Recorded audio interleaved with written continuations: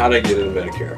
It was I kind of stumbled upon it, to be honest with you. It was, I guess it was about 2012, the end of 2012, I was going through court with my oldest daughter for custody. And I had to get a job that was flexible. So I ended up knocking doors for life insurance. I was kind of green with the whole approach. I didn't know much about it. And I followed somebody else. Everybody's recruited in insurance. So this guy kind of lured me into doing this. It took me a couple months to actually get going, get licensed and whatnot. And, I didn't really think about knocking doors and, if I could do it, if I was capable of doing it, things like that. But I just kind of took the leap. And, it was kind of ironic because I used to sell newspapers in Philly as a kid. And I used to do door-to-door sales. So I kind of tapped into my reserves a little bit, started knocking doors. I was out in the middle of nowhere, sometimes 2 hours away from home, beating on the pavement, a lot of windshield time, driving out to these remote areas. But I had a knack for, creating friends on the spot, and I would help people out. And once I got a grip of the insurance industry, with the life insurance side, I figured out how it worked. And I realized there was a lot of problems out there. There was people in the wrong types of policies. I was able to save them some money. Do different things like that, get them out of loans with replacements or get them out of 2-year window coverages and stuff like that. So as time went on, I kind of grew a client base, and these same clients were also buying Medicare products. So one thing I didn't like about life insurance was that there was no residual on the back end. So you're basically paying for year one. And on the back end, there was no residual. So I started getting into Medicare, and I started off with MedSup. And MedSup is a product that you typically have to pay for.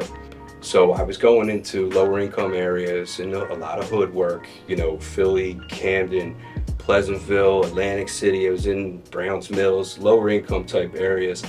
And I was trying to sell them Medicare supplements, and they weren't really MedSup buyers. So what I was doing was I was watching these guys on YouTube talk about MedSup. Well, MedSup is great if you live in the country. We're living in, one of the biggest metro areas, in the entire country here in the United States and the Northeast, and Medicare Advantage works. So plus cost of living is a lot higher here.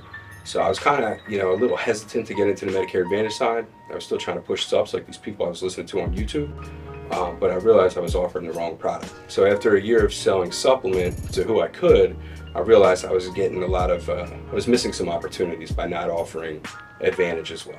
So a couple of years have gone by. I had to learn this game by myself. Every person I wrote in year one of Medicare Advantage pretty much was replaced. I wrote them in the wrong products. I had zero experience. So I was just, it was trial and error. And, as some time went on, I met a few other people, started to leverage those as resources to kind of learn the business. And it kind of started to build a little traction.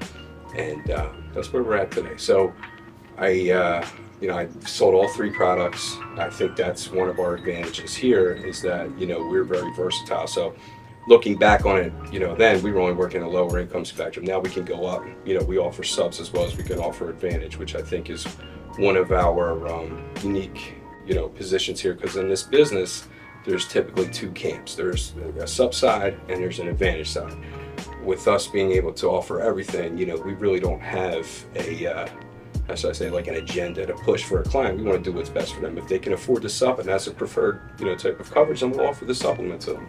If they like the cost savings, that you get with an MAPD plan and Advantage program, we can offer that as well. So, that's pretty much how it all started. I just remember a few key things that came up in the beginning was we were sitting in this meeting. I started with this company. They're called NASB, North American Senior Benefits. And they're still around today. They're a bunch of door knockers. They're really good sales training on how to do this. But I remember in the first meeting I was in, the guy said, somewhere along the lines you messed up if you're in here to sell, senior life insurance products. And I never really knew what he meant, but it was true. Like life insurance kind of finds you. A lot of people down on their luck, they're limping into the game. They end up getting into life insurance and the success rate is very low. About 1 in 10 I would say actually make it. But those words always stuck out in my head. But instead of looking at it as a negative, I kind of saw this as an actual opportunity because of the success and failure rates and things like that. And there's some hurdles and barriers to entry to get into this business. So to this day, we have still the same conflicts going on. There's people saying, oh, you got to go sup or you got to go Advantage, whatever. But at the end of the day, the Advantage program has been where we really turned on the faucet. And what I mean by that is, when I was working with some of these other outfits that were just pushing supplements, they were afraid to go to the hood. They didn't want to work lower income level for whatever reason. It was looked at as it was a dirty type sale for whatever. But I kind of like the idea I was able to give somebody, some sort of assistance with something, give them extra benefits and, create a friend in the process. So it led to a lot of cross-selling opportunities. I would lead with Medicare Advantage sometimes and end up taking out life insurance. And if they were married, I'd get 4 deals out of one case. So that's pretty much how the whole agency evolved. Obviously it wasn't easy, but we had quite a few hurdles, and I look at those as opportunities because every year we have to go through certifications, our AHIP, and things like that. So it does take some, extra effort to stay in the business. And, but again, I see those as opportunities. So that's pretty much how I got into the business. We could go on all day, all the different things that have happened over time. There's been a lot of key people, and they're here with me today, that have helped build this to what it is. And we continue to keep pushing. We love helping the public. It's a pretty good feeling. You go in there and people got a ton of bills, they can't figure out what's going on, and we're sorting out their doctors and this and that and getting them transportation to and from. And it's led to a lot of feel-good type stories. And not only just with the customers, but with the people that are in-house with us. We keep it pretty close, tight-knit group. We're doing a lot of things together, and we continue to grow.